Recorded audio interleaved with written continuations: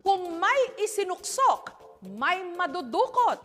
Sa barya-barya, malaki ang maipupundar at pwedeng matustusan.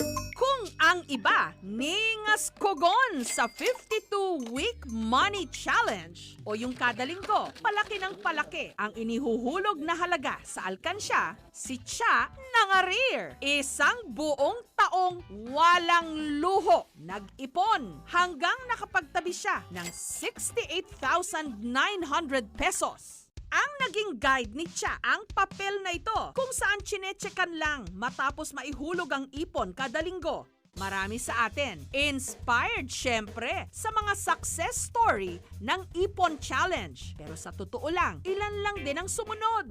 Pagpiprint pa lang kasi ng matrix o yung template ng kailangang ihulog na ididikit sa gagawing alkansya, nagkakatamaran na. Pero wala nang excuse ngayon para hindi makapag-ipon. Patok na patok kasi ang alkansyang latang ito na meron ng nakadikit na papel.